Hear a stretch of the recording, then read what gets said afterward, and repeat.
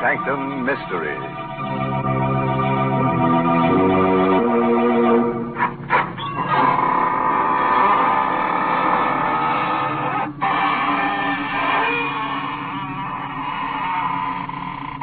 Good evening, friends of the Inner Sanctum. This is your host, welcoming you in through the squeaking door. Come in, see my latest collection of corpses. I've dug up some very interesting pieces, but of course I had to pay a stiff price. This petrified man, for instance, he's over 100 years old. They found him in a forest. That's right, aged in the woods. My goodness, do you expect folks to believe nonsense like that? Oh, but it's true, Mary. Look over here at this artist model. The last time she posed for a sketch, she was drawn and quartered. The artist wanted to paint her with her head in her hands, but he didn't have the nerve to axe her. So he sawed her in half. What an imagination you have. You don't believe me. All right. I'm not going to show you my corpse collection anymore. This is the last time. Well, I don't believe that either. Tonight's story is called Dead Man's Debt. It's an original radio play by Robert Newman. And our star tonight is Joseph Julian, who plays the role of Danny.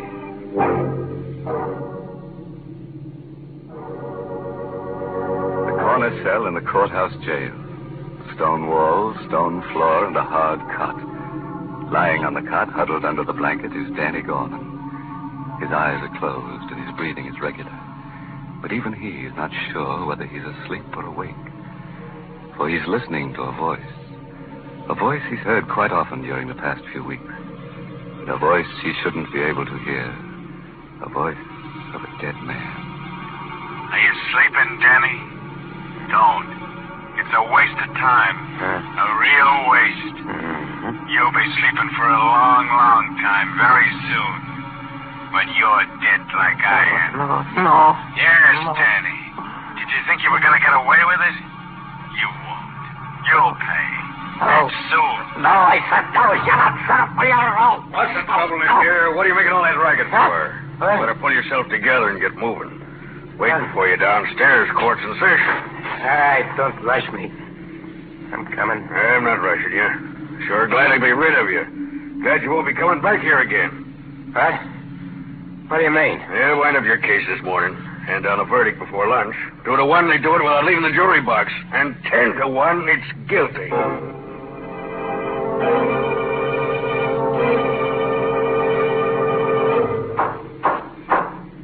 Gentlemen of the jury, have you reached a verdict? We have? Prisoner will rise and face the jury. Go on, Danny. Stand up. What is your verdict? Not guilty. Right. You're in. What a riot. I should have taken him up on it. 10 to 1 he wanted to give me that you were going to send me up. But I knew it. I knew you would. Order, Mr. Russell. You quiet your client? I apologize, Your Honor, but as you can imagine, he's been under considerable strain. Take it easy, Danny. Danny. Oh, Danny. Well, Gail, hiya, baby. I knew it too, Danny. I knew they let you go. They had to.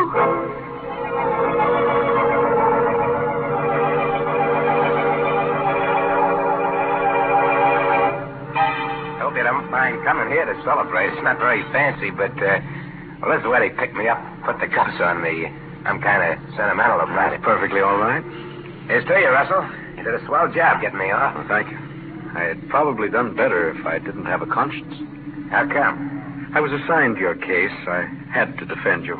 I did the best job I could. But it was a little hard to put my heart in it when I knew you were guilty. Not of the murder you were charged with, but another one. What?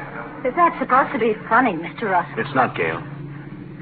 Danny was charged with the murder of Carson, a well-known jeweler, whose body was found a few miles from his country house. Danny was seen in the vicinity in the company of Stack Allen, a man with a long criminal record. Now, if you remember, there were just 3 things that saved Danny. 1, the fact that Carson was thought to have a valuable diamond on him. Danny didn't have the diamond, and it hasn't been found yet. 2, Carson was shot with a .45. Danny's gun was a .38. And 3, Stack Allen has disappeared. Now, on the basis of these 3 facts, I was able to convince the jury that it was Stack who killed Carson and took the diamond.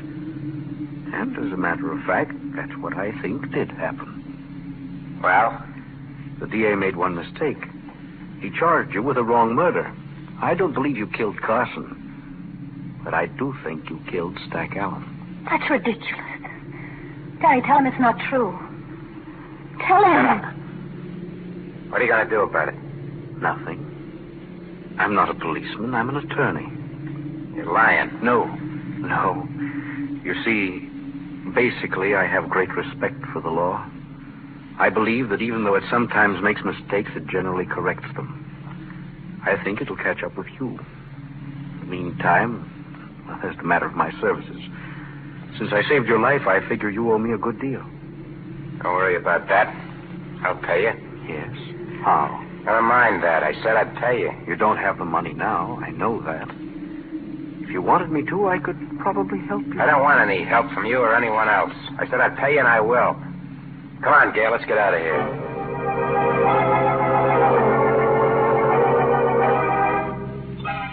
Are you sleeping again, Danny? That's a mistake. A waste of time. You'll be sleeping for a long, long time when you're dead like I am. Stack, no, leave me alone. I can't, Danny. Not until you pay for what you did to me. And you will pay for that. And soon. Who's that? Who's there? It's me, Danny. Gail. Oh. Okay, just a second. Hello, Danny. Hi. Starting to get a little worried about you. Are you all right? Sure, I'm all right. What is there to worry about? Well, it's been a week since I saw you. I've been hearing things. That you were hanging around with the old gang again. With Frankie. So what? You mean it's true? Danny, you shouldn't. You know what almost happened, what would have happened if it hadn't been for Mr. Russell. Russell. You wouldn't be here now if it wasn't for him. Danny, you said you were going straight, and instead, he wanted to help you, remember? How are you, Danny? Russell, what are you doing here? Look, if you're worried about your dough, I told you I'd pay you. I never said anything about money, Danny. And I'm not worried about being paid. I'm a firm believer in balancing accounts. We pay for everything we do. What are you driving at? You killed Stack Allen for the diamond you took from Carson. But you never got the diamond. Suppose I help you find it. What? How do you know where it is? I don't know. I'm only guessing. But if you show me where you buried Stack's body, I think maybe we can find it together. You're just trying to trap me. Tag me with Stack's murder. I told you I was an attorney, not a policeman. Okay. Okay, I'll take a chance on it. Get your car, I'll show you.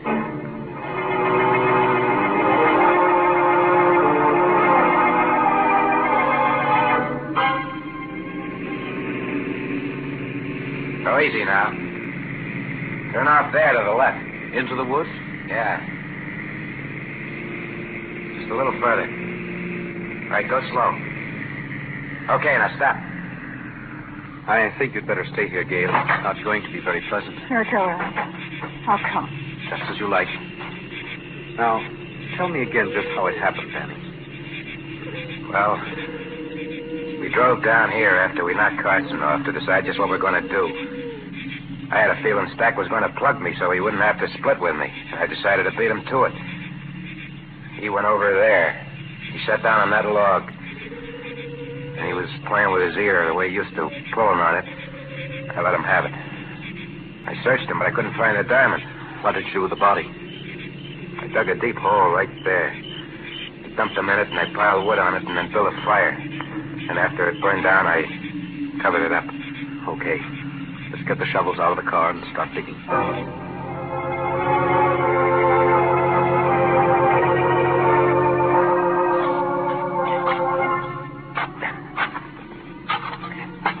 Hey, my shovel hit something. I think it's him. Gail, will you go back to the car? No, I'm going to stay. I just won't look. There he is. At least his bones. Put your shovel under his skull and lift it carefully. Hey, the diamond. The diamond's lying right underneath him. How did you know? I didn't. I told you I was guessing. You saw him take it from Carson, knew he had it with him, but you couldn't find it when you searched him. You mentioned that when he was thinking, he had a way of playing with his ear. His ear, of course. That was it. He had it in his ear. Maybe he figured I was going to stick him up or something. Maybe. Anyway, I got it now. We're rich, you hear, Gail? We're rich. Yes, I hear. What are you looking at me for that way? Danny, I loved you for a long time. Even when I knew there were things wrong with you. I stuck with you through the trial because I thought you were innocent. That you hadn't killed Carson. Now I hate you. I stood trial. I got off, didn't I? I paid for the diamond. And now it's mine. Yes, Danny, it's yours. But you haven't paid for it. You're only going to start paying for it.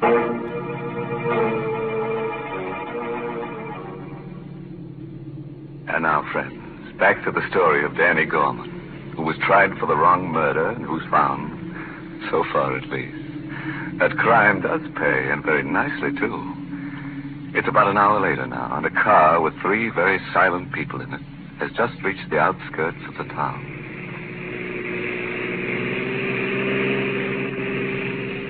What's the matter with you two, anyway?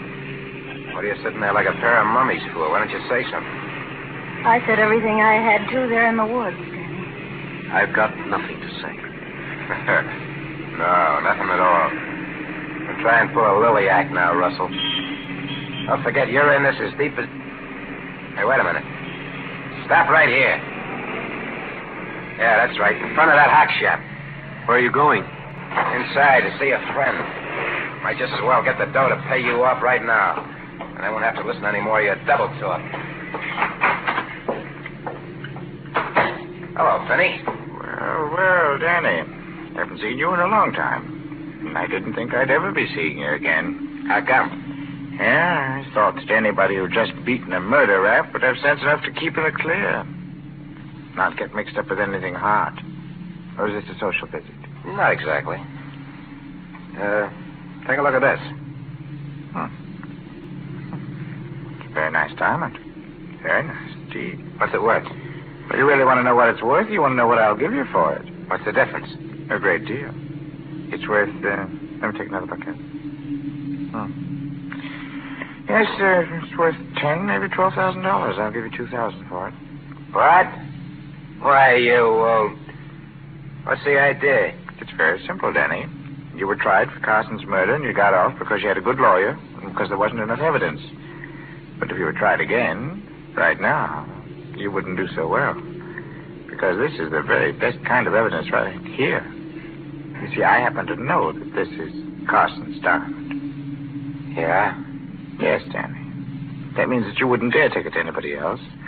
It wouldn't be wise for you even to take it out of this shop. And that's why it's very generous of me to offer you $1,500 for it. $1,500? But you just said... Okay, Finney. Take the diamond, give me the dough. It's very sensible of you, Danny. Come back tomorrow about the same time. Nothing doing. I'm taking a powder out of town. I want the dough right now. All right, Danny. Wait out there, and I'll get it for you.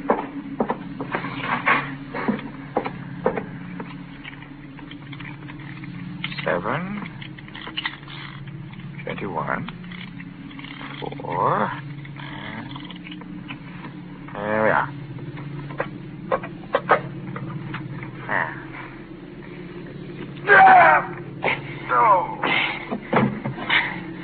Sorry, it had to be a knife, Finney. Danny, you... Couldn't take a chance with a gun, not with my friends outside. Shouldn't have driven such a hard bargain. Because now I'm not only going to take the diamond back, I'm going to take every cent you got in the safe. After all, it won't do you any good anymore.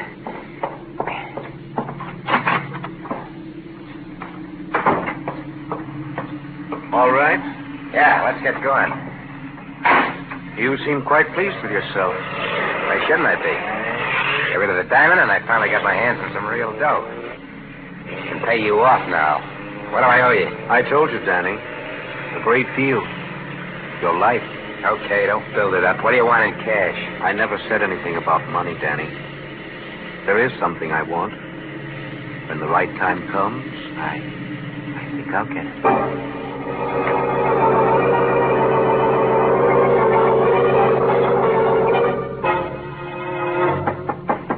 Yeah? Who is it? Me, Danny. Frankie. Oh, just a second. Hiya, Frankie. Fine. A little worried about how you were. For me? How come? That little job last night. You said you wanted to get in on it, and you never showed up. So maybe you were sick or something. Oh, that, No. It was just that, well, I changed my mind. Yeah? Yeah, I kind of thought it over. I decided, I better stay in the clear. Let's go straight from now on. That's smart, Danny. Real smart. Yeah, I think so. How'd it go? Smooth as silk. We ended up with stuff worth, 3 or 4 G's anyway. Yeah, swell. Yeah. So only after it was all over that we ran into something kind of funny. What was that? Well, the stuff was kind of hot, and we thought we ought to unload right away, so we went down to Finney's. You know, the fence. Yeah. We got there, it didn't seem like there was anyone around. I took a gander in the back room, and you won't believe this. But the safe was open. Cleaned out. There was Finney, dead. What? Well, you have any idea who did it? I don't know. He'd been knifed. Whoever got him left in such a hurry they forgot to take the knife with them. I got it right here. Let's see it. No, don't touch it, Danny. You might get your fingerprints on it, and that'd be bad. I said don't touch it. I'll try any monkey tricks or I'll bash you for keeps. So you were going straight, eh? You mealy-mouthed double-crosser. Where's the diamond? What are you talking about? Don't give me that. Do you think I know your knife when I see it? There's only one reason you'd go to see Finney. To cash in on that diamond you and Stack took from Carson. Well, I want it. Okay. Okay, Frankie, you can have it. I've been having nothing but tough luck ever since I first laid eyes on it. It's over there in my bureau, hidden under my socks. I'll get it for you. You're starting to show some sense. Yeah, I think so. More sense than to let you leave here knowing what you know. Now, get my friend the lawyer down here. Everything will be hunky-dory.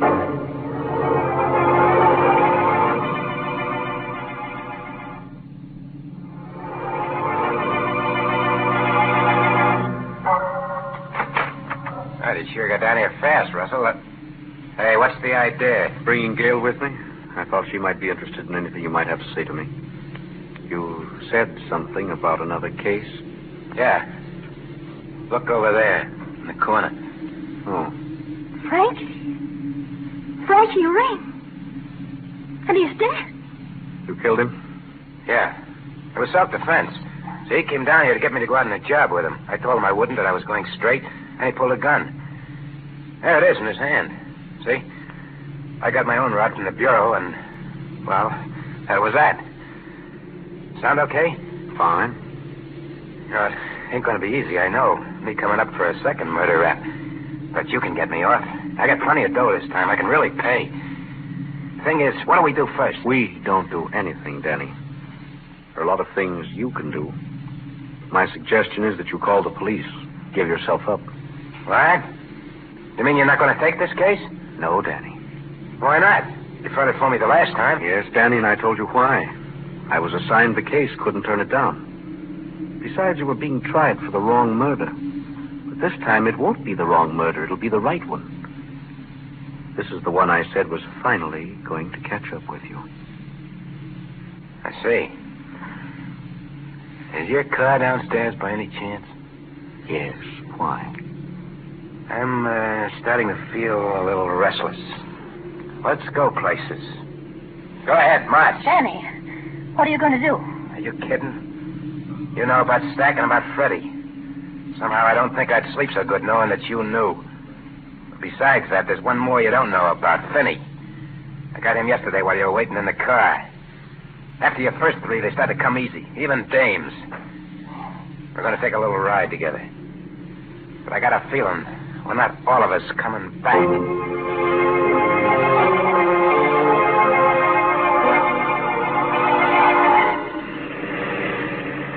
Keep driving till I tell you to stop. Right. Taking this awful quiet, the two of you. Maybe you don't think I'm going to go through with it. Oh, I think you intend to, all right. Whether you will or not is another story. So is the reason I'm taking it this way. Maybe this is as good a time as any to tell you a few things.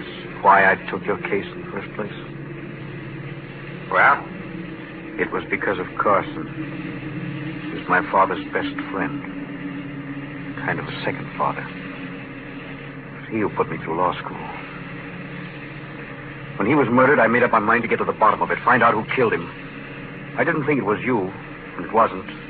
You were involved. And I knew that if I helped you get what the murder was committed for, the diamond, eventually you'd pay for the murder you committed. Well, now, you've got not one, but 3 murders to pay for. What are you stopping for? Railroad crossing. There's a train coming. Can't you hear the bell? Told you to keep going till I said for you to stop. Okay.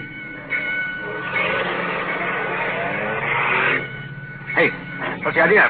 You stalled the car. Yeah. To make sure it stays stalled, I'll just take these keys. Danny, we're right on the track. Yeah. This is it. You fell in love, see? You ran away together, smacked into the train. Now, don't try to do it. They're lost.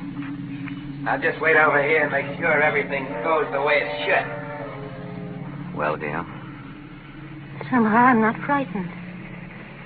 And I don't care. Hey, my foot! My foot! It's caught! The train! Hey, it's not coming down your track. It's coming down this one! Hey, Russell! Shit!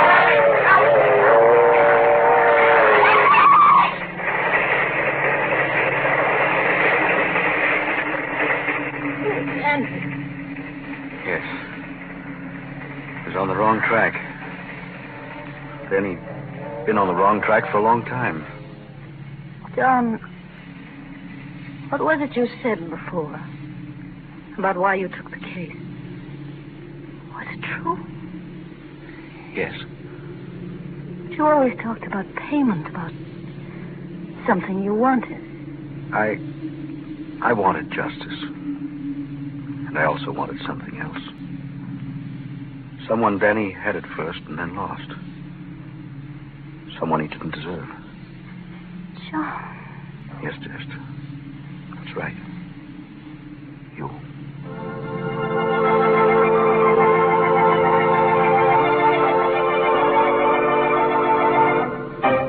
Say, what is this anyway? Inner sanctum or love's old sweet song? You'd better get yourself another tune, Professor. Or I'd better get myself another program to haunt. That's right. One more sappy ending like that, and they can get themselves another host. Why, what was the matter with that ending? I thought it was the nicest one we've had this year. I thought it was sweet the way those two people discovered they loved each other. Listen, Mary, there's only one kind of sweet stuff that goes on this program, and that's sweet essence of cyanide.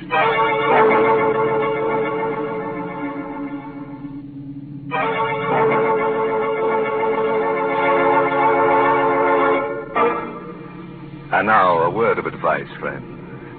Don't let tonight's story, all this business about dead men's debts, prey on your mind too much. If you should wake up at about 2 in the morning and hear strange footsteps coming up the stairs towards your room, don't worry.